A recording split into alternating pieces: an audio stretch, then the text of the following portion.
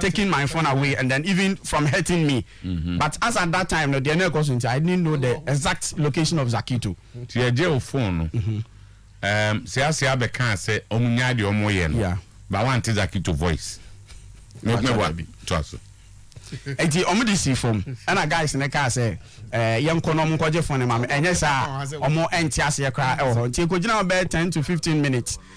And police for because of security nature and almost can down sense some that security phoning around captain almost call phone by the phone by and some more kind is a more pa for your pemo more pa for your pemo more pa for your guys need TTMP ewa or mobile catches guys one champion guys. In fact, Oko Stadium of Frana, almost yellow, sorry, flying, green, light green reflectors, maybe. As only stewards, kind of, stewards, no. And then those are the same. Back on a jail phone. Back on a jail phone, no, steward for after the game, no muji. Okay. After the game, no muji. Just at all, Jenny, they know it's steward. No, just steward. And just a who say a champion grow for. Definitely, and champion car say, okay, so your panel or you had said it or he to no jai. Yeah. Me bese me catch us and to kwana go kunwa se hono. And no lawyer for cars I never put it to and to kwana go kwen ma unya sa challenge no. No lawyer pa for bebre wo ho. No please. Ah wo man nya sa o man kwotebia na wo ko in fact before Mira press stance off for that same guy almost show ID card and son of Mamwem. It's me ID card and watch and then the next commenter or the ban is or apart from a hempa more boy. That was the first statement that he made. The same guy into me go inside now captain by honor frame me. Send me a VIP or no name can't send me. It's me free. Baby, I press stance in one abesia ko VIP and the same guy was telling me that I'm media for I'm hanging the door. Remember I won't call. And then to that. Unfortunately, Zakito me here because as I'm one memory, Captain Bacho then any fan of ML League. Well, I think I don't know you so you are not a witness in my books. Boss my every commentary no. Yes, now one journalist na ya udin komo. So journalist na be hu ye ni na person so be tap me. Enti woni anochi buy. We the Mr. Waka summarize because I say around the whole united wakan. Around the area na yes, it means Zakito na yina. Enti interview no cost na no. Ana o ka say you go na ebusi ade na won koye no so anochi ye to beji o anochi o.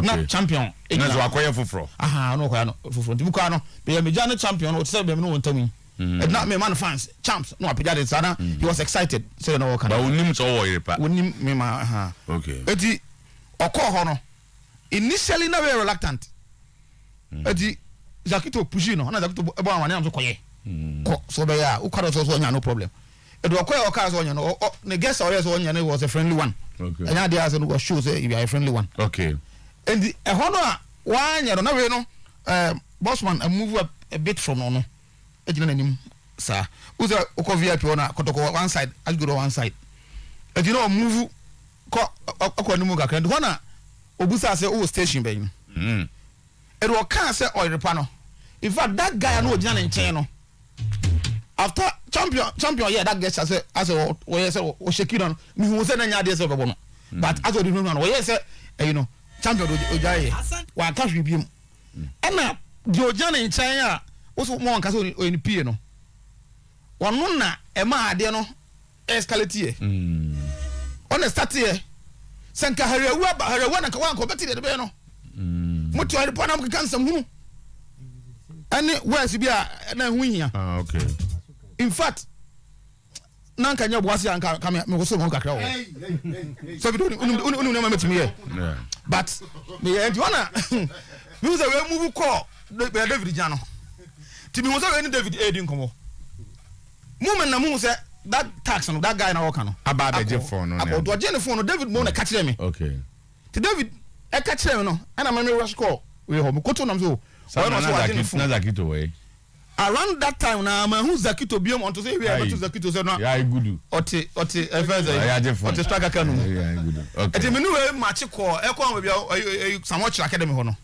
How the call be I cars no parking. How champion car. The Yakonya guys that are some Asantico supporters who are also not happy with the guy in here, you know. Okay. They were saying, "Don't be for phone, don't be for phone." I'm catching you say, "You go once police for 100 days, you between you move straight, and you go closer to the champion car." Okay.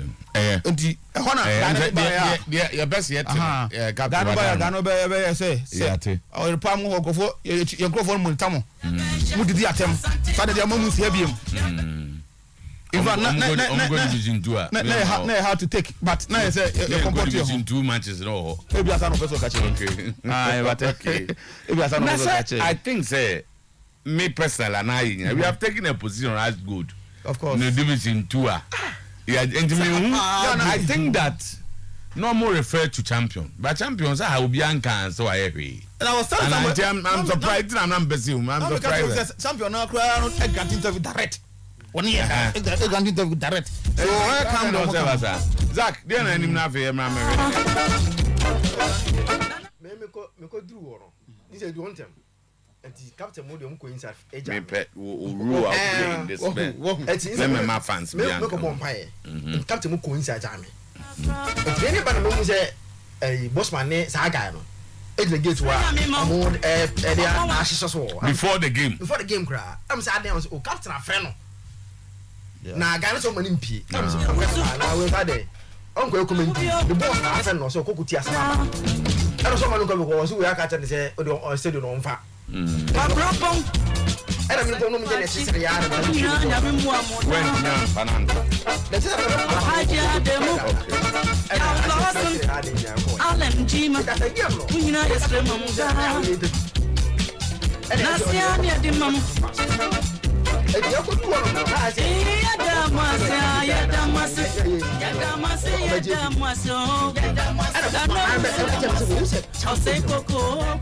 I'm saying no champion what dia onko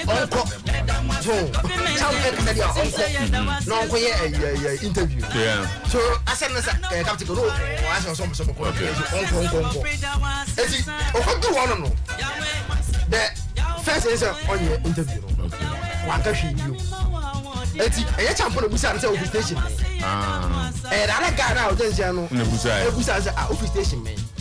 And your car, you're a banana car, you know, now, be at a zone. So, as I said, those guys are untapping the Harry, I can't tell them, but Harry, I can't tell them.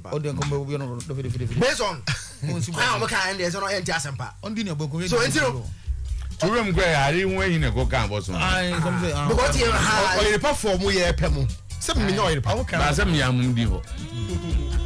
Or you report for yeah, that's the edge now. Yeah, but that's you do, you know. Come on, or you report for more yeah, Pemu.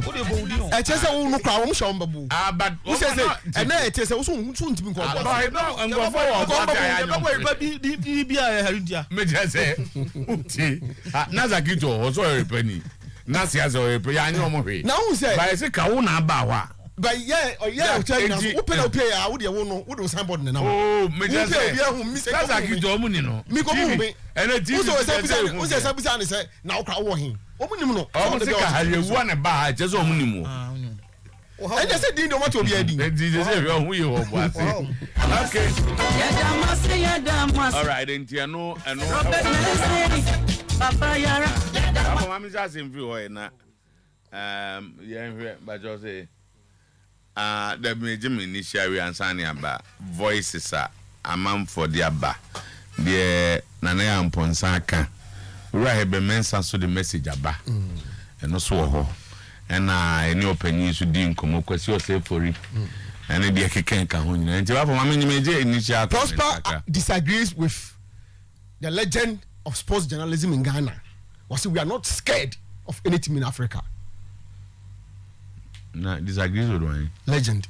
And I said, legend who Kumasi. I don't be saying, Ubiaka saying. Obi, what? I didn't know disagree with one. I didn't know Assembly Ubiaka. After Africa, final Champions League finals, no. The legend of the game. Eka say Africa, West Africa teams in the in fact, Okan Ghana didn't know some Bem Kwako West Africa said the Nkofonu Yendi, but Prosper Song, he's not scared. Okan saying. What exactly now, Prosper? Also, he's not scared of the teams in Africa. You bet me that Lenki boy do there. That's That's how you some know. Okay, bodu. Almost the same. Okay. Difference the way. Also, we are not becoming the prosper boys no. But yeah, let's do ourselves some good. Yeah, indeed your kind. More you scanning for move. Yeah. How much was I made? First of all, I will say glory to be to the Almighty for granting me the strength and the wisdom to be able to lead such a great club. It's not easy to be a Kotoko head coach. If you are anywhere envying any head coach of Kotoko, you better stop it. The heat is not as easy as you see it. So it's not easy. That's why I'm saying that to God be the glory for granting me the strength, the wisdom, the insight to be able to manage such a great team to success. I am thinking that there's more to be done. The fact that we've won the league doesn't mean everything is perfect. There's more to be done, and we need to make sure that the errors that we saw, we don't commit them, because going to play in the Champions League, the tempo and the temperament, the quality, everything there is totally different. It's high. If you watch Wad versus Elali, that match could be compared to any European game. So it means that we also have to prepare ourselves to that level, so that when we go, we can be able to hoist the flag of Ghana high. But for a voice we are now referred to. And now for Sammy Coconinte, Asamo Kamba Africa. First of all, I will say glory to be to the Almighty for granting me the strength, and everything is perfect. There's more to be done, and we need to make sure that the errors that we saw, we don't commit them, because going to play in the Champions League, the tempo and the temperament, the quality, everything there is totally different. It's high. If you watch Wad versus Elali, that match could be compared to any European game. So it means that we also have to prepare ourselves to that level, so that when we go, we can be able to hoist the flag of Ghana high. It's good. Yes, voices. Voices, you are. There's a young girl do comparison. On Gaza. How to go on? And only senior concrete. The banana says, "Oh, I'm family." One cow. I'm telling Gakrab swimming in. Hey, and only senior dinner bosso. Only in the onion. But some way they say, Bafu Wankasa. Tama. Yeah, just I don't want to me pull a right up there. That's different from this. Me pacho. But on Africa, there are some working. Or say, work no the tempo near they need to prepare themselves very well. Yeah. Tempo and the temperament, just like an European game. And there are some American games and we've been working. What on the Okabrane Kohoni Akabiacho? And your trainer, Nazo Wakasa, the Ango, you be a true. Unless you want to say, say, Tobo says, oh, what kind of phobia true. As a woman, enough time, and obey or couple be up there. Open from Prosper. We also catch him say, voice a boy, no panic, and no penny. But at least, at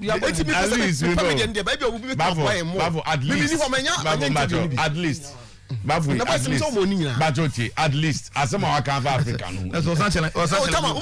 As some of Kenya African. Never did you as I you see, was it the tempo and the temperament and the standard now work any LGBT, and they need to prepare. That's it. If they want to go and play with them. Champions League. And they are same and now can we not say there be omun yade.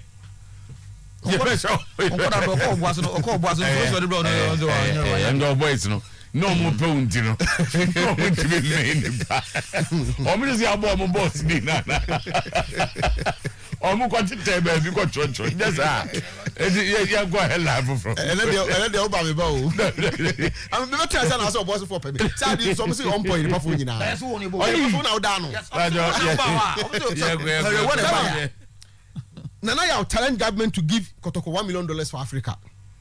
A challenge and I calls on government. Who says no count? This is our Black Stars. Majority. Say a course on government. First of all, I would like to send a message to the entire nation. His Excellency the President, the government of the day. Ghana used to have 4 slots on the continent. Now we have 2 due to the fact that we don't really perform well when we go. When Kotoko goes to Africa this time, we are not just going as Kotoko, we are going to represent Ghana. If the government of the day is able to vote 6-8 million for AFCON, for the Black Stars to go and represent Ghana. Why can't the government help a team like Kotoko or Haas, whoever wins the league, with a $1 million support to go and lift high the flag of Ghana? What is the prize for winning the league? It's about 250,000 Ghana cedis, about $30,000. That cannot even play one African home match. So the prize money is not there.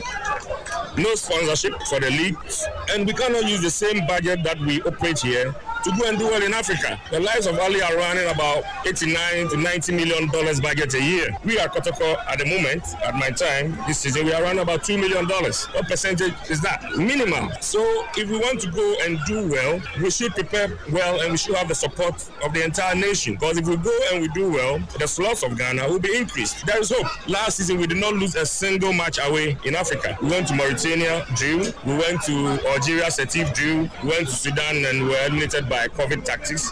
It means that when we prepare well, with the right recruitment, with the right support from the boss, supporters, and government of the day, the GFA as well, there's no way we cannot go and do well because Ghana needs the 4 slots back.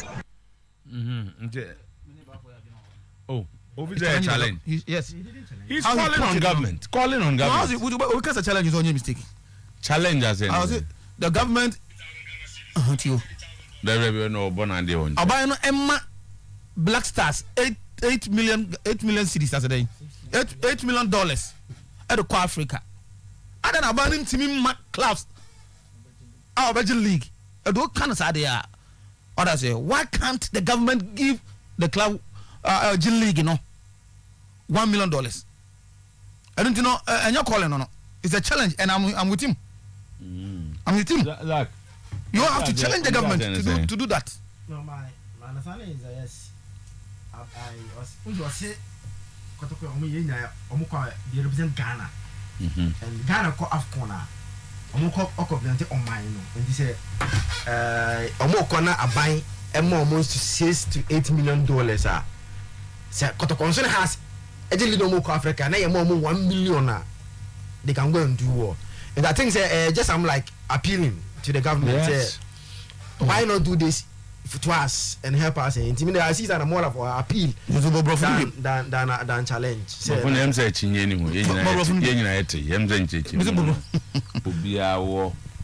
You see, sometimes I say challenge over I will say today. You should dare provoke. And then someone. So why blasters say qua 86 million, and he comes up with a very good argument. Hoist the flag of Ghana. And so Makotoko so and I has to be obedient $1 million. Also play the same role. Yebemenesio no be a fan and tiase. Medium Hoon say he's not daring government. He's rather calling on government to say. Yes, so maybe I beat me Eddie and Munyamaba. Last year, cry a coy away and Subako cry. And Tino said he was Sikania dear to say, give it me a boy home. And to Obiabefa, a good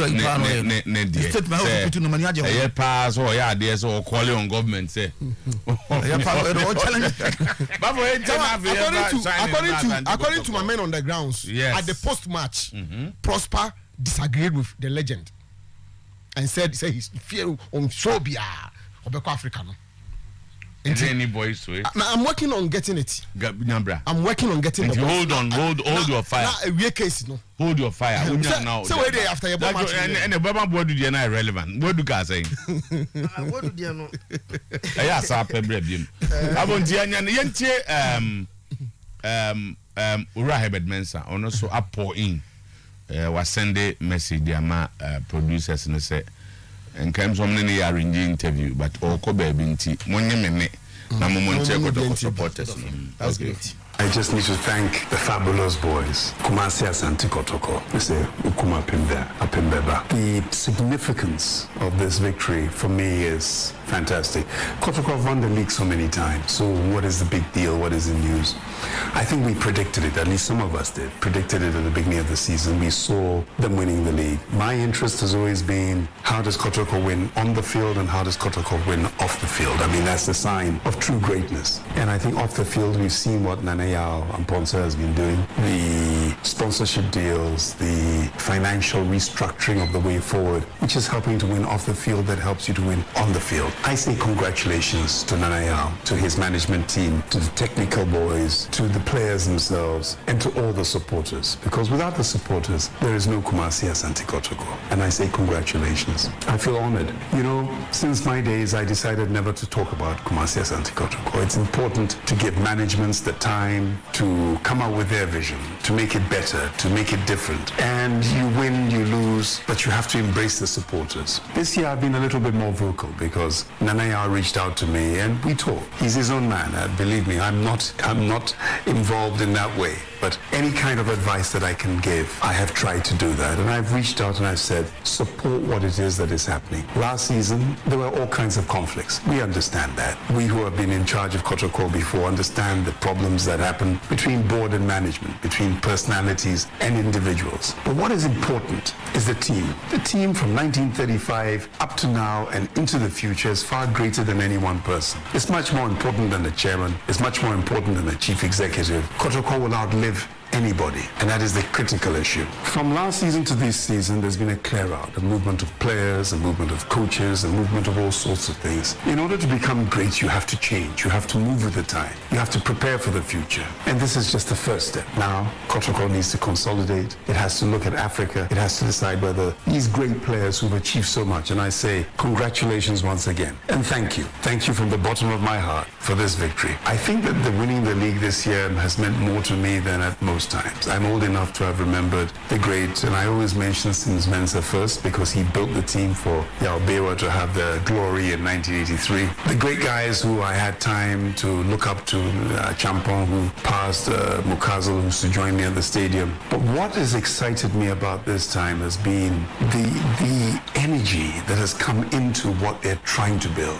You have to be able to look into the future to be able to judge the present. And if you can do that, you can see the direction is right. And as an administrator, it's not necessarily about winning today. It's about whether in 2, 3, 4 years' time, the standard of Kumasi Asante Kotoko would have been established, strong enough, mighty enough to go back to be challenging the best in Africa. So Prosper, your boys, those who have contributed, I say congratulations. You can see that I'm quite excited because look at the shirt that I'm wearing. This shirt was a bit too big for me in the old days. I've kept many of the things that I had when I was involved in Kotoko, and this is one of them. I'm proud to wear this shirt, and I'm proud to be part of Kumasi Asante Kotoko. Congratulations. And when the party starts, make sure that some of we, the old timers, you invite us. Well done. Okay, Herbert Mensah, former chairman, former chief executive, was an honor at the Nensa Matujana. Bravo, I'm into a sober bonnet of us in a near Jiseko to Kwaji League. Yeah. But we are special, we are different. No, so I can about financial restructuring. Sin ne Kwana Kotoko is a bestseller on your theory, because you so free. And also, do can hear so what is what can be obeyed. Now, reports say also a cast of Marco to play a beer $5,000. Yeah. $5,000. Was a Ubisaro one cost straight say I'm a caname, but what did to in a nice way because the work can be obeyed. On Pessa, your mark can be obeyed fenim.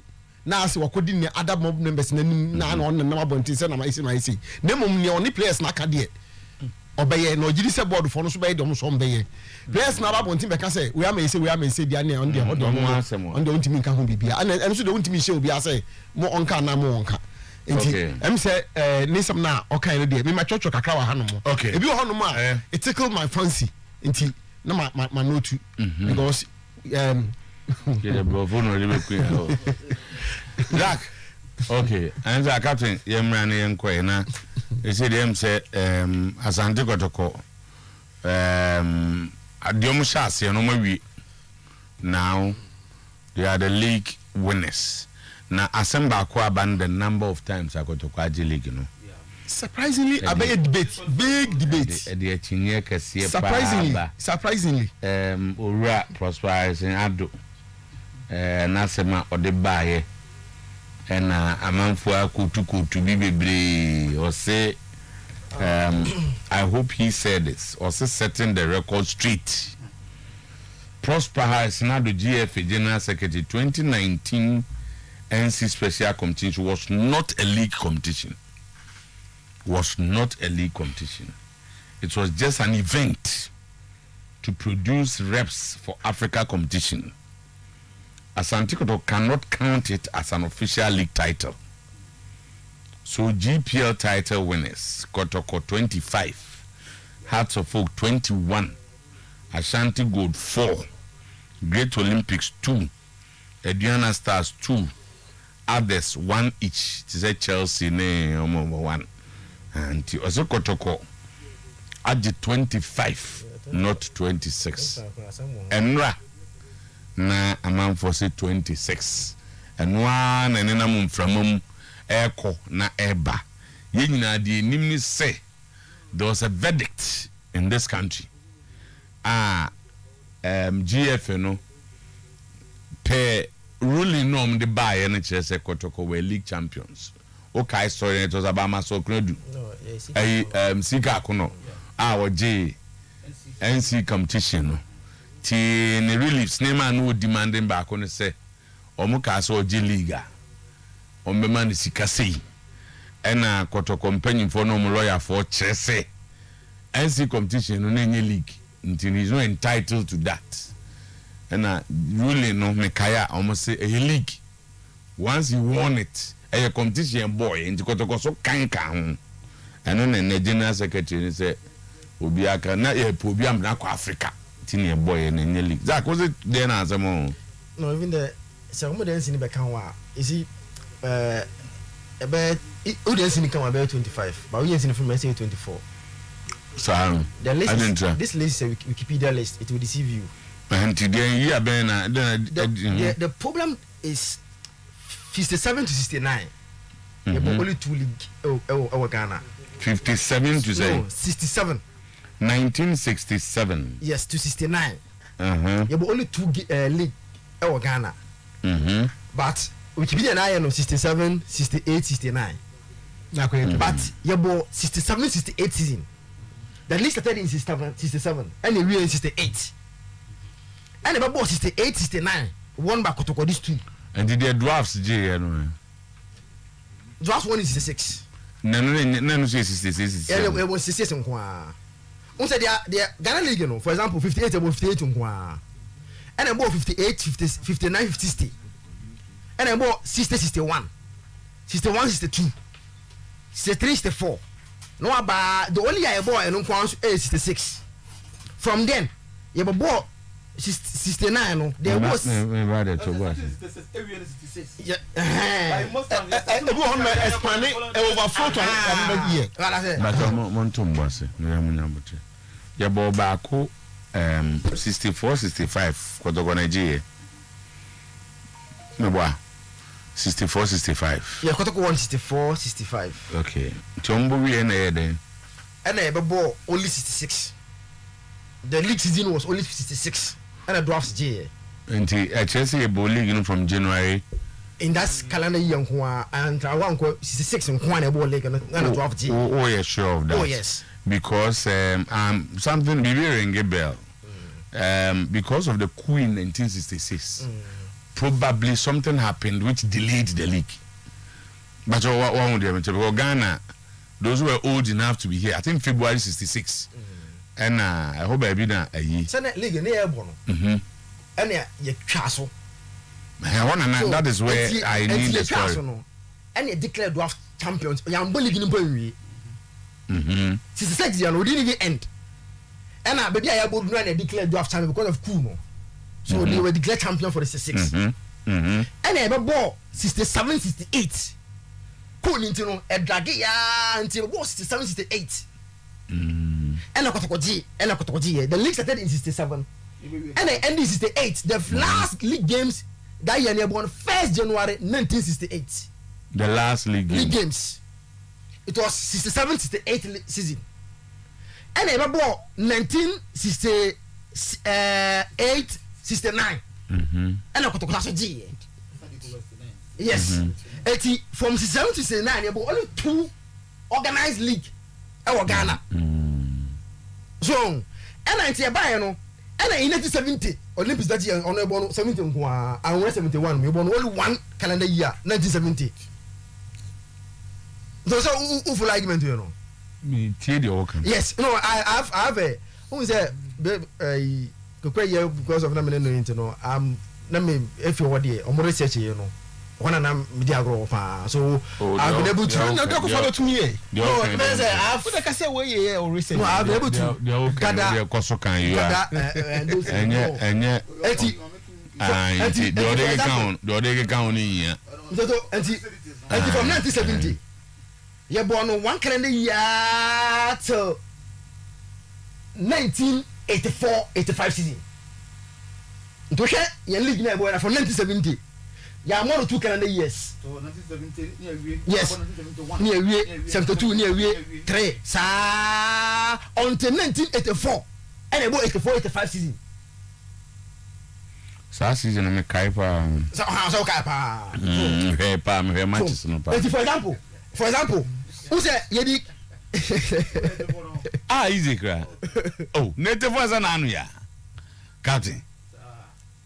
Na say the for near go secondary school I be kwa secondary school no na wo secondary school wo nwe league ni e be kwa no captain nipa nyinu wa ya o say yo nwa o say net for the sena ko to kwa Africa Cup na wi bavuti captain 84 young man say 28 years ago and 38 years 38 years ago na me to 38 years now na me league. Oh, okay. It's on record. As you see today, so we ends in 2024 has 20 league champions, 24 league champions. Yes. And also no. And so yeah, me no be by. So first, you know, Liga. That was the first attempt to play national league in Ghana. And the ever started no. And Ashanti region. No more problem with the national. And don't make more players and any national team. And the ever started and I play is it Akwete or something like that was the Akwete the FA president chairman there. And kick it out all the Ashanti region teams. They didn't pull out all. On one I didn't to me. Say the first attempt to organize the national league. I don't say because of more problem with Ashanti region. Almost some from players and any national assignment to be ano. And no kicking the Ashanti region clubs out of the league. Someone Mumbobi. Yeah, Ben. That was the 66 attempt. No. Okay. Yes, but both first, you know, I was kicking them out. So kick them out and they got 8 teams. Almost 30 yana another 4. That was Exactly argument is Gotokodiano should be ends should be 24. Now so there should be 20, not 21. Not 21. If it was organized by the organizers of the league, then what only not so never the become the first attempt and make no. So almost 30 yana other clubs in film. So I put say so what film because of their the nation. As what deal my no. Then he called us and 11 wise to come and play coordination match on the trophy the man has. But it was officially given to us. He gave it to them.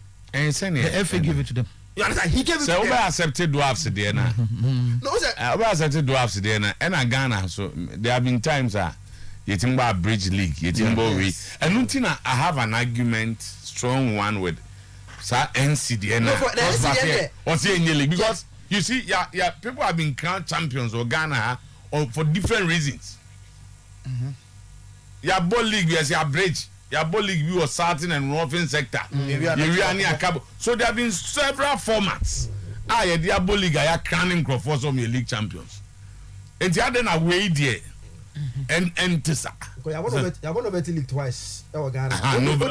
Odi NCD can one bet 3 times. 3 times, yeah. And interesting, all the 2 previous one in the house in the 2 previous novelty leagues I won in Ghana in the house won it. So and the NC's tournament also in the form of novelty. Southern and Northern. And I 2 champions almost semi-final and final. So it's a dinner about that so because every country be an organization will be an organized league. So country be an Morocco Cameroon. So no organized league more. Country be an organized league be they were organizing league for that country. And the answer there no it was just I did number 2 I say I'm special competition. And sometimes that's the I mean it's just a lawyer an argument say it was not called league. Yeah. Muzoka said novelty league. Yeah, but it was a special competition. So how come that is like but maybe we say and only a boy here to declare the Ghanaian champion. Yeah. In the unfair D league and to so it doesn't change anything. No, and they say wakofa or the assemble for a bar. But tama ndemi no nya adwen o sa hu because say be producer ade bi a we bi an otu din and otu din say din na ye de be fra ade no nti say almost say a competition that na ye de pe representative for Africa so almost say it doesn't qualify to be a league and no but baby I know ya adwen where omo no tena ase no mu di asem na omo pe bibi de gina so de abu asem no mu gina so sai se coach ni se wabo league nam enu nti mumfa ehun sika manu a ene ye mumfa manu se ba ne sa na wo sa dane ade no na ayeden because wa wo mu no coach na argument o ye say league no jima ade ma kotokoti ntwa na ka no uji tumu na kotoko asem ni se enye league especially when kotoko dispute enye league ena coach just say a league because ultimately only the kind of that qualified you to go and play in Africa. So in this case, what it is that the district committee and the Kai, Ekobasa, the general secretary of the FA, they no betimi. But this committee say they are an arm of the FA. They may who they say and say, we are not armed with the facts of the matter. Oh, if you are not seeking an argument in certain drama league. Okay. And you may hear Adena Prosper. Yes, so watch now. So not Trump. I'm trying to get. Say it was a committee that was played to get reps for Africa. Yeah. And it could be possible. Say Sika Akono's argument then when the lawyer for and say, ultimately the league was supposed to take you to Africa, and I was able to. And I was able to lead to win it, and it took you to Africa. So and I was saying the facts, but.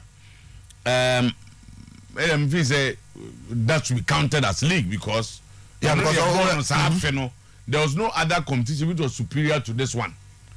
So what I say, we need the main competition that was played in the country in that year, and this will be winning. It's as good as winning the ultimate prize for the Ghana. Of course.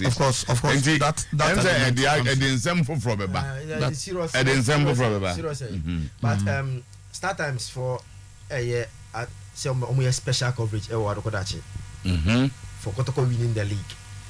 They are going to a special coverage. That's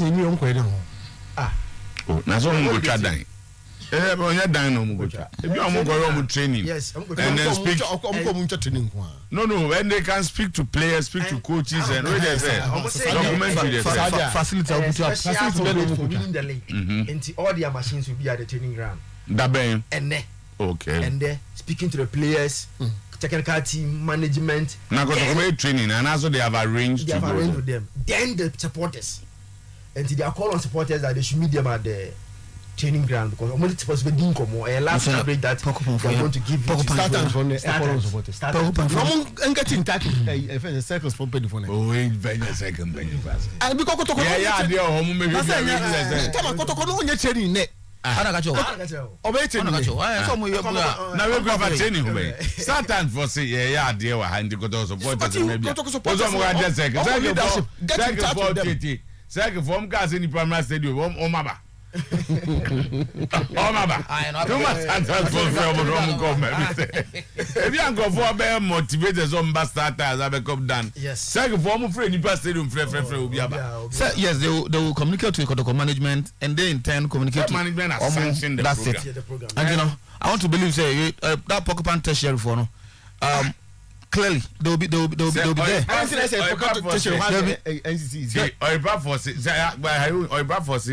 program Wadakujachi. Na say Kotoko management nimpenyi for sanction. Na ebe kan so nti supporters mumra hobia. This is go catch say for answer na support. But who say organizer, who say properly inform the circles. Pen organize. Be nipa ne ba. And you organize. Captain Bremni enkoye na yenwe issues raised, for instance. Nana Amponsa and then the Africa. The journey so far. Say na ka no me bompa e bana he no kai so to say if African American because African American that bana boy tamama fantastic matama so many times on a good day na no ma bo akwa akiri best here me nim no park isu ya na no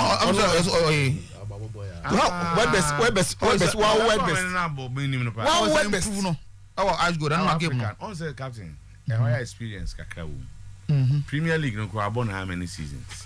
Minimum 2 or 3 seasons. But we know where you need to chance on the basse or the Bobo League near Kakra na kwa African. Unya players or more experience kakro. Yes, experience no experience. How you say ma if an koya ma ene ma me nkasaye. Morocco no. And then work no. And work. That's what we need to add the atmosphere. Nerding. And yes, unimbo. And yes, unimbo. Yes, be a football. But the atmosphere low. But ma enti when you want to say man so be to say Agadas type of players. What's in anything? Oh yeah, yeah. Richmond Lamptey, very experienced. Say ban no go hand there. Say ban no, minim ban no. So say they or you will fight it to clear. America says if he's able to clear it, and we hope so. Which man clear no? Oh, and you deal with kakra. Boy no, they are not be right wing na. Obo hon ran. Ayo Adumako no. Also lifting the game kakra. Me a player no be abeka ho. So lifting. Yeah, no. So and you will be player. Same time kasa na Kotoko pen abeka ho. They target ya no. And they should get money ready. Me wa, the champion a tough customer. Of course, but say one turn and come on na Kotoko say I can't one season with Ashgood. Champ fani man I can't one season with Ashgood. There be omo. So Ashgood go there. Kotoko pen na Africa. Na so the contract was to play for the Premier League. And the so Ashgood yeah. Na somehow over 10 in there. You will have to play in Division 2. And also as an Ashgood player. You have no movement and say one. By time now, if anything, Kotoko play or no. Now champion Mutanfe ban as I say Yejuma. So you can go negotiate for your nose. Oh, dear, I'm not going. I said, no, Ashgood player. Yes, when I ask good news, what happens in the contract was that kind of 1 year. Was signed 3 years more good.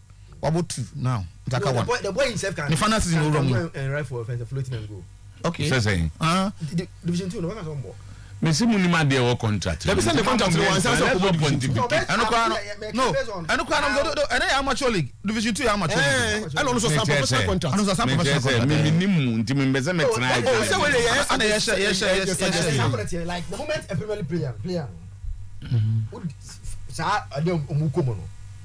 The only option for him is that so team no omo pen like on the silver platform when you be film wa.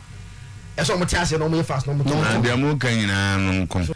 Okay. Oh, you didn't state the number of man. So legend, I think say Obetuma is good because when it comes to this, you are not an authority.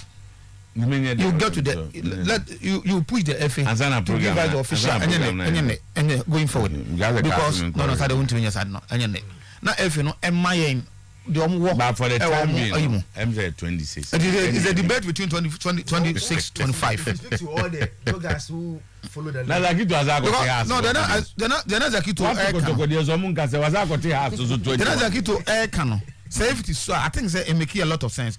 That's 67 69. Yeah, you only 2 league from 67 to 69. Can work kind of guys will be full now that an away. Where is it? What kind of workers will be no follow? We don't follow. You know, I think let's wait and definitely okay. Or the public team. I was saying okay. Alexa Papa said we are champions. Congrats to Kotoko coach and players. All the Kotoko supporters, fabulous. The boys are good, fabulous. The supporters in count. Why not? Everything no matter count. And the Kakrebina no mba park. Across all the supporters. Once I get Papa Kupeno. Oma no must stadium in count. How do you? I don't know. Sick no. Challenge. I see a visual plus challenge. So to feel one go stadium that went to challenge. Now where then you give me sir? We are so sweet. Now yeah go one could be.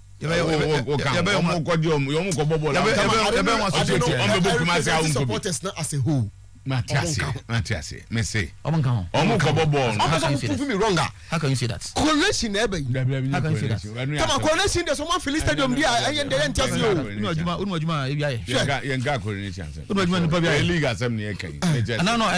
Park is on a journal. You're supporters in a. And then they yeah, you video. Chairman K5. I want to say house of folk. That's the point. Oh, I know. We are the woman from young. We are the storm for him. Hey, my friend. Oh, let's get on some dragon jai. Yeah, well, one of you. 5 seasons and 10 seasons. I'm from saying, and we are Dano. Come on, there one day. No, I'm afraid. Me say, open no way. I don't know. Yeah. My eye is 1911. No crime, me, baby. And I know me, uncle. Okay. But the one that's my. We are near the second one, may I uncle. But no, why are they no quite into me, uncle? You see, we are my offer to be on Kayabani Busa. I'm on to say, we have 50 diamond. Why are they? That's an umbrella. There's a son of 100. I order 59. It's when never yes. Then may I uncle me, Miss Ubin, me uncle. Me, change so you answer. Because you ever see a boom. Of course. Boom, no moon. Give this out the big bar, a bay. Give this out. The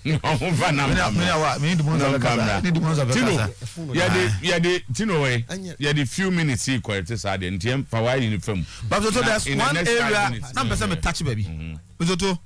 So call Obuase, Linkley Stadium now with boy. Upe football, you enjoy football. Not then. Because we to pitch, you know. Obuase pitch continues to be the best pitch in the country. So the question that I'm asking myself. Pitch, the information is that only in 1992. 1992. Almost before 92. They cleared also almost the first game was between House of Folk and Ashwood on board on the that number Bambro Mayan earlier. But I'm only no good here. Okay. Since then, Zuto, almost a son, grass or pitching so. One thing I say, you renovate the pitch, but the pitch continues to be smooth. So also bar. So the question I'm asking, I don't have Black Star. Any Madagascar no. Okay, good. Okay, because so you know, very bumpy. Oh, yeah, you funny. Ball control crown, no difficult. Oh, yen say obi adwuma. So yen say obi adwuma. Nya from wine. Almost in nya from wine. Almost on the Chinese. China for na. Na say on the be na say on yen na say. Na so na ka stadium ya na yo mo yen first no. Wo mo ye pitch no say na ka so boase di. Ye obi am anyway.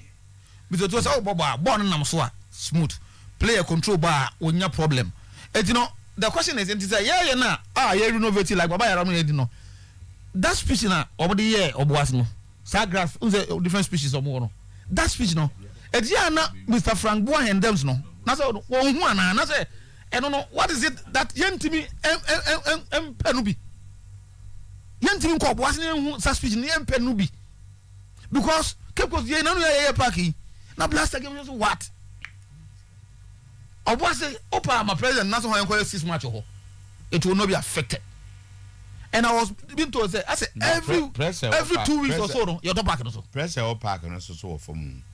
So, I'm saying they have managed it well. But almost the speech I'm on the grass type from the enye bi ne ye de dodo he baba ya de no he oboase de no oboase de growth say we link up at no ati me opportunity to play on it one day bi oboase grass no dey compare bro for there na so difference we kakra bi that's how bro for na tell America no like who do oboase de no I say yeah dear the pitch no I say yeah you tell ra go so for any me on Africa na ehia ma no pay na what the board near the or say only o manim kan there but what yes no yeah African cup na chepa na you say Africa no enti say kan na kotokoje no bio say kan there na raw talents na dey ko that's right Ghana so na class no it was our talents ni pa na you see it's a quick catch in Africa when teams here on North Africa near the bar and this Arab the bar corporate bodies here support woman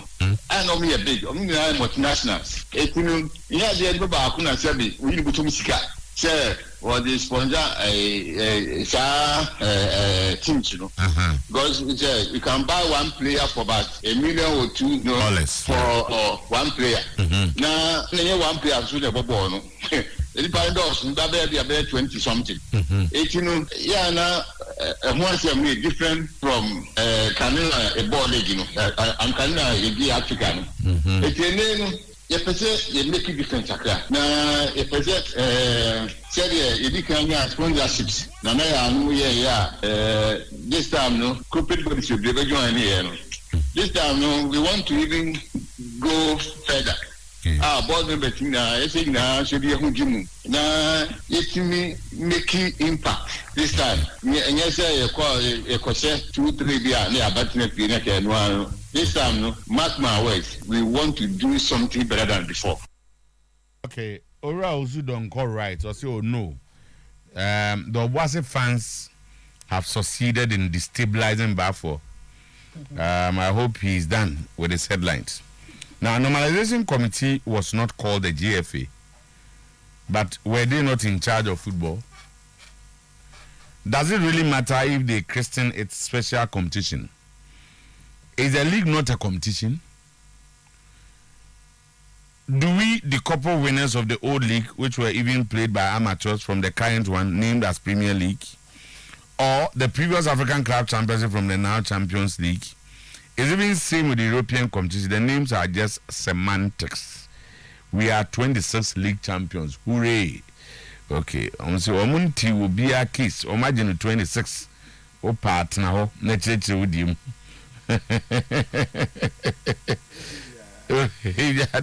Imagine 26. Okay, that is in fact, I disagree with the Kotoko coach saying it's not easy coaching Kotoko. He should stop the bragging. Kotoko has even had a coach whose certificate was not up to the qualifications of the Ghana Premier League. The government cannot, because of the situation we are in now. Tama, your claim will not be accepted. My claim of 26, no. But they said the Omo can hear Kabi. You know, number said, I'm not 26. 26 that. Oboka. I'm saying, Nanabo was a Kotoko Gongo Jomsika. MFGF or say NC competition. And you know, Momutua who's come and see Kakuno. Omungorom Godjom. But I was a very ruling. What really is entailed in that ruling? So, yes, sir.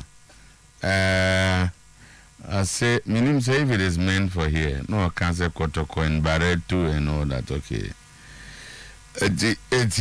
Sarah causes and Sana tell you Munko, GF also Munko Jomsika.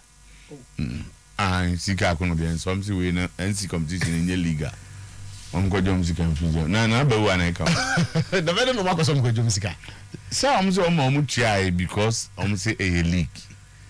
Now say the general secretary say any league dia. Mumsika mo. Omo because CK Eduma Makotoko. Na CK Dan Kotoka.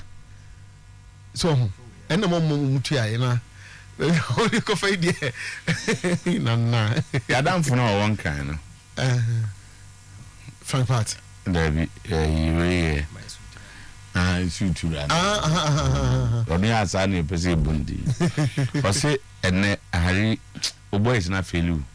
Giving or bossing some. Nasa me o man ko boase.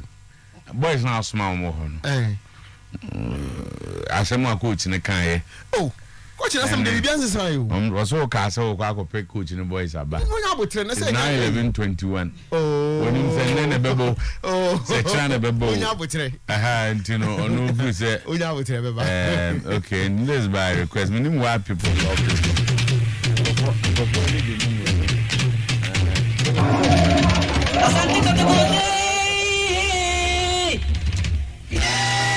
Was it training the doors from the doors?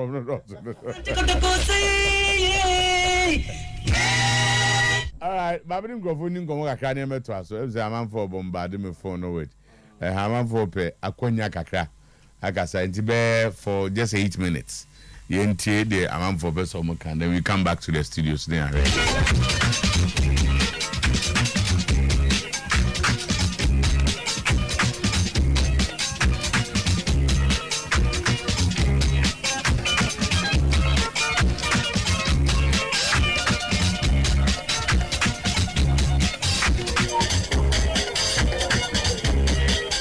Good morning. Yes, I will. Solomon, me too. I can't do one family. 26 and not 25. 26. I'll lend you 20. I'm not going to count today. 26. Now, I see you coach about say you were Julie. No more grandma could do a as you got a coach now. No, count up a little more. Muslim number coaching that conversation. If you are 26, you are 25 years in 26 meaning. Okay. So that's a all right. Okay. Hello.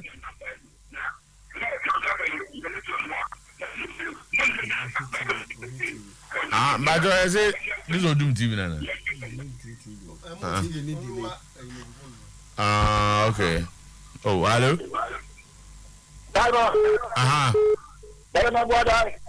Many are with you. I'm away by it too. Who get it? Many questions. I mean, Clementino, Ubia, Saka, the I have to go to 26. Or 10 kilometers of Mokasi. Some church can say, Ma, I said, Ekutina. It's not the church. It is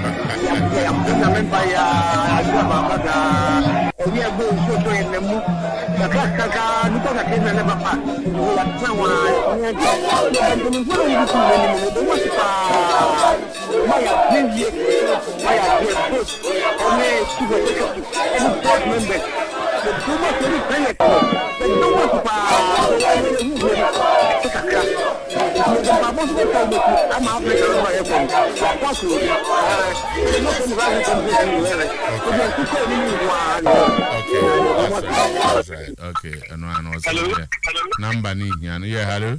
Good morning, Mr. Morning, it's you. The company food my boy had to me any agility. Now, next week Sunday, the beer has a meeting. Yes, someone when you have a pound, the almost ready. And I was what can talk 20. Yeah. Yeah, hello, good morning. Man, you in the house. It's you. Yes, I'm a captain. You do Play organizer. Fantastic man.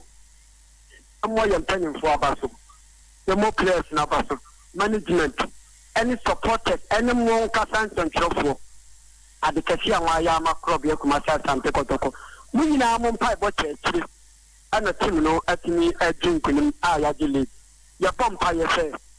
Champions League, Kotoko. Bye bye. Thank you, hey. I didn't wish you. Man U was 20 saying 20. Liverpool saying 19. I'm a few teams in Nigeria League more than 25 times. Even in Europe. Me boy. I'm saying to win the local championship for 25 times. So I'm saying 20. But when Mami I'm from back of an am going. Pacho, young coin. In the time largely no media near and interview our only board member near. Might take a lot of interest in issues maybe or touch it on. Or see open so from the team show on Sano. I did back or come more in say. No maybe all ye biano kokamakama. Kotokona senior copesa unya senior openo. Enti almost to the opesenia. By that now Otuampong refer to league. What I can make on say league it hasn't been too much of an issue. And he said, "Oh my way we are, and now Africa no should be the next targeter." Afe no, Ebema say Otuampong say bibia e kwose na me pen no.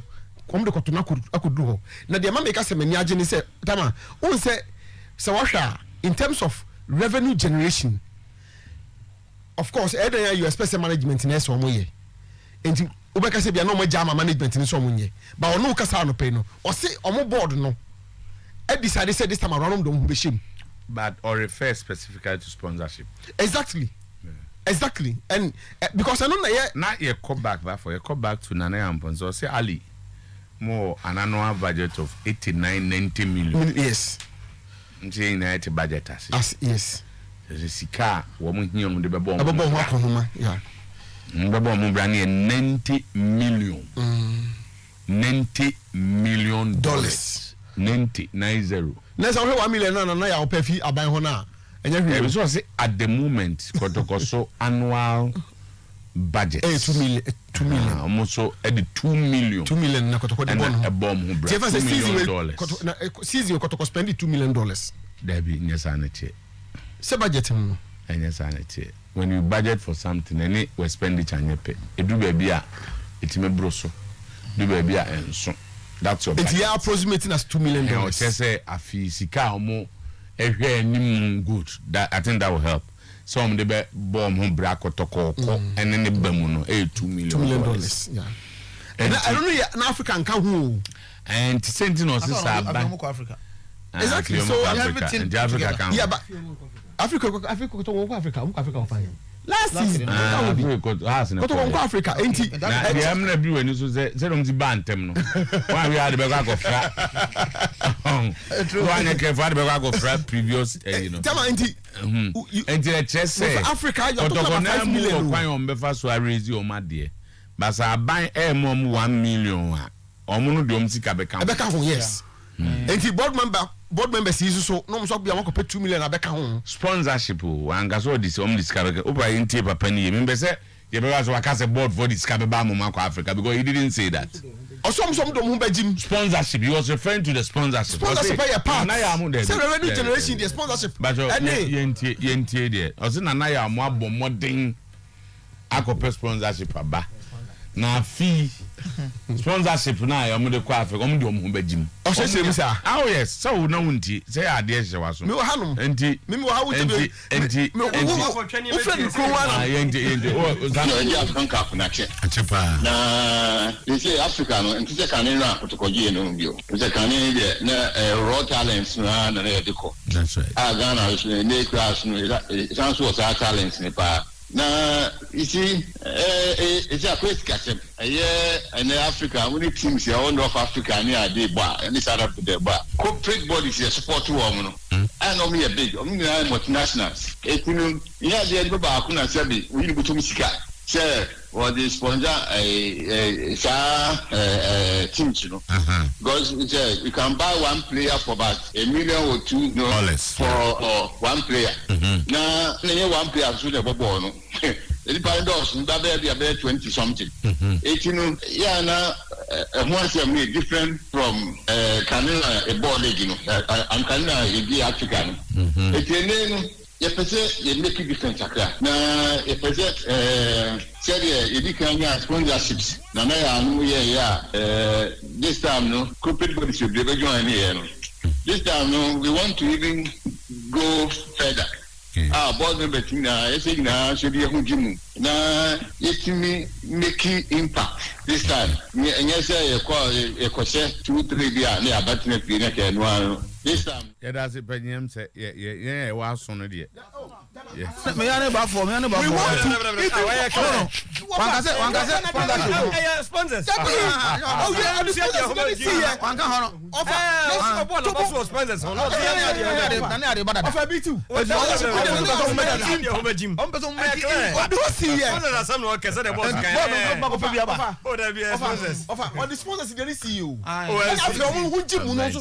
the statement was premised on something or see really any idea na na corporate multinationals yes multinationals and a boa Africa no so here sika player back private market so $1 or $2 million.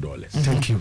Now already omunya many pa back said the okofa ban yes omunya buy so sponsors no okofa buy and they send no make and they no dey no hojim enti ono ko and that's one that be Egypt for you to be na ya akofa bi abai enti board for no do omu bajim omo ko sponsors na ya ko sponsor papa no yes the one jima pesca dey better actually because sponsorship pesca no he was very categorical on the fact say African Cup nya nipa back bottom yes bottom sika ntimi o when we are talking about $90 million and the $60 million ni ade na mo board for no mo dey say na e ba akoye den did the sponsorship that's my understanding say board for be the same $90 million there we dey krobi su budget na e be ka we see player budget me bamba onya assessment in Africa we okay TT or the player back eko so $1 or $2 million player no so nya back na nya 20 something yeah to the man so nya 5 so no nya na 2 million no nya 10 kwa na say the okan here the wabo player bo me dey say minim me go to bi da e so nya 5 Obama bloggers na go try say protocol see so you unya 5 na $10 million.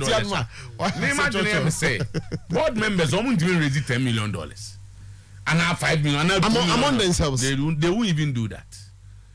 So and the one back when $1 million amount for Africa. Even as a form of a loan, they are talking about sponsorship. Who's one move go loan? All cash sponsorship was loan. Maybe can say generate revenue for. Who go about na loan? Who go generate? Where that go to? What could you loan $10 million? Who be there to ya? I'm spread over some years. The way Chiangway, what did the moon say? The man was talking about sponsorship. But for some other man, would they have why a deal? Because I'm not clear. Yes, I'm kind of deal. If see a weird sponsorship when you Samia bra baby o kan esa no man afan ho adi ma man Ghana once you made different from Canada a ball league, you know. I'm Canada a African. It's a name. You present you make it different. Now you present say you can get sponsorships. Now this time no corporate bodies should be join here. This time no we want to even go further. Board members na say na should be hujimu na yetimi make impact this time nye say e ko share 2-3 dia na abatna pie na ke no this time no mark my words we want to do something better than before. Okay, so further a comparative word further on the end they go further on what further said there na ya mo ye no don hujima ma team na team make impact. By doing what? Why? By doing what? Of sponsorship, your body, your body, now making impact in Africa. No, for one player, now something. You know, once you made a ball league, you know, you make it different. Now, if I say, you can get sponsorships. Now, everybody should be joining here. This time, no, we want to even go corporate bodies here support women. I know me a big, multinationals. Yeah, they go back. We need to Say or the sponsor teams, you know. Because you can buy one player for about $1 million or $2 million for one player. Now, one player should have a ball. It paradox, that be about 20 something. 18, yeah, now once you made different from Canada, a ball, you know, and Canada, a African.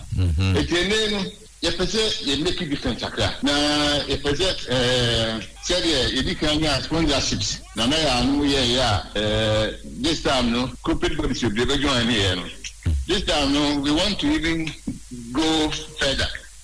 Board member, now, should be a huge now, it me making impact this time. And yes, a question 2-3 years, but this time, no, mark my words, we want to do something better than before. That's how the idea was no cracker. Yeah, no.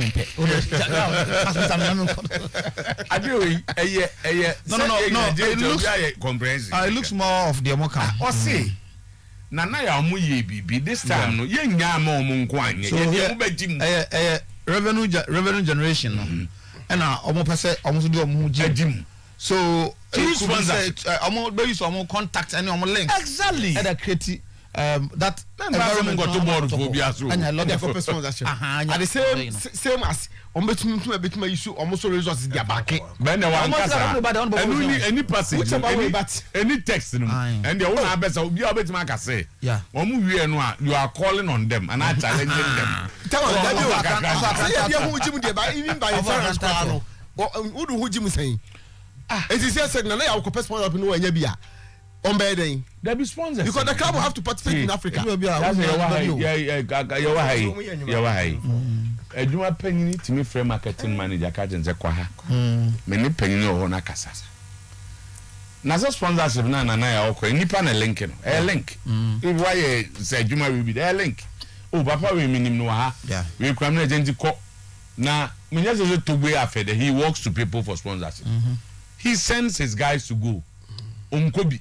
And it's a penny because of the home he wants to be involved. Matthias, and yes, the other way, diamond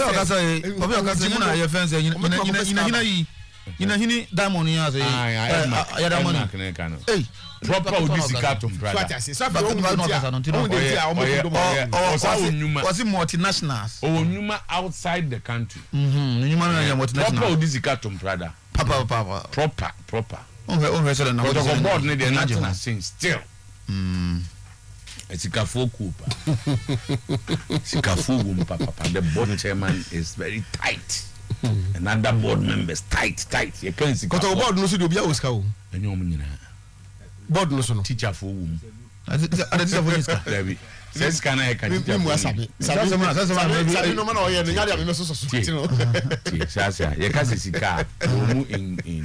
okay, your friends levels. Say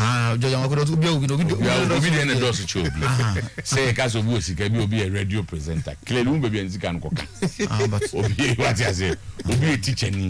Maybe so I send back one number back at him. Say, Obi anyway, trying to cabo sumia or his kenny. Ghana has some okay. You are baby. Assassin, the whole world. Obi and Wabusumin or GP, how his kenny. If you are obit my sit down back, will be to come.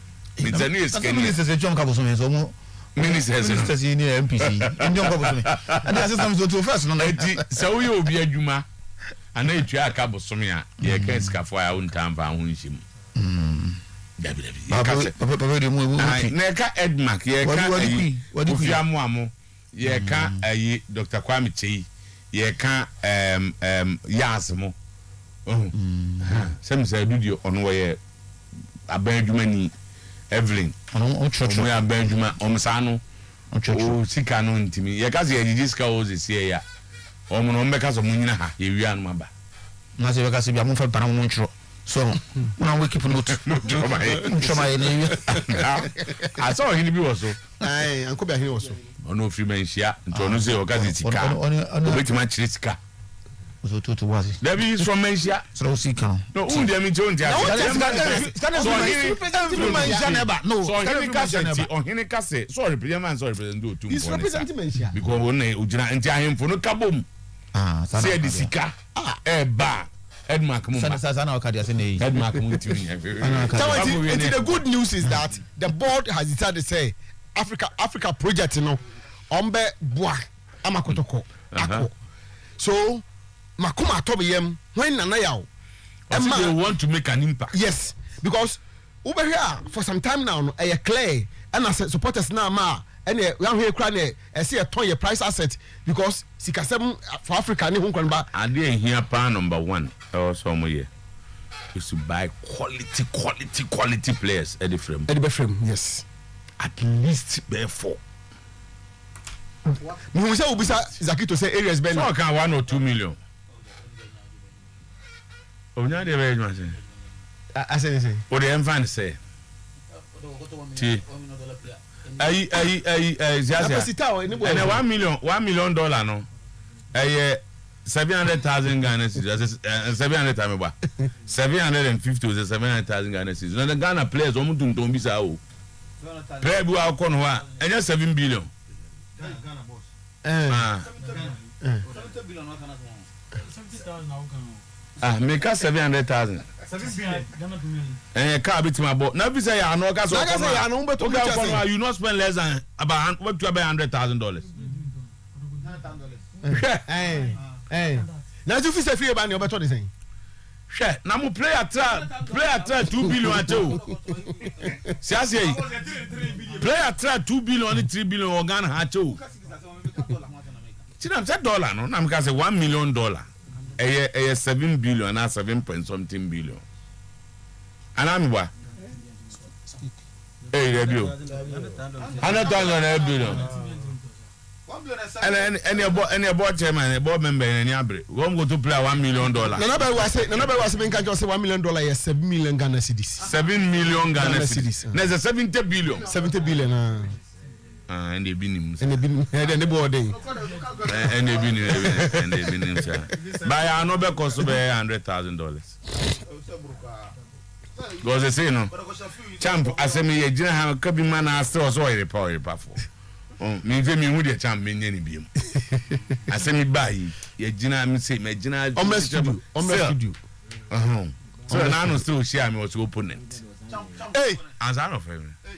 All alone I said that be seen there. Oh, okay. Me share no opponent. That's why into me more than kind of opponent no. Where make my board and say opponent. As I say me we ya no say also manage ne kakakra. Aya obati. Yeah, the serious is now the neko. Obati. Odineko. Otono. Otono akoy. No, what is good? Na so team we ase. Na say board member na say ma wa kan de. Ya. Ya no. Obeto no. That's what ya. Na we go try 100,000 obi wa na obeta. Ya, me don't tell more than 100,000. 100,000 is sir. Over Ghana team there. To Ghana. Ghana. Ya, most like Ghana work outside though. Me Ghana out. Most likely me say. And they say obi man or Ghana and also about 100,000. Baby. Me was kakra.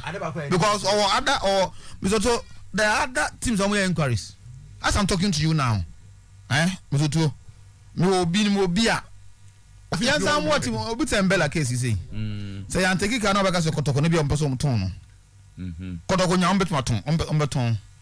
But edru baby I am Misoto forces on the cobro the management of Asante Kotoko so. The player is safe. Number I want to call contract. What is it? The player or contract. Our contract is 2 years ago. Sadio Mane only. Oh, take 1 year. Wait, no, contract. 3 year contract. Oh, there be time. Because contract be new contract. The way football is now, forget about contract ni player no. The player no me adwuma ogoto mu. No me contract we agoto. And Mbella value no. Ednam around $1 million so. One is our value no buy.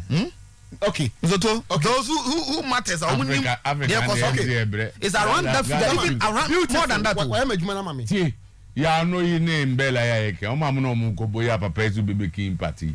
The 500,000 beba before mako. Aye. Mumu divin to be. Enti me aja kwesi feri. Africa no me nto ye boase.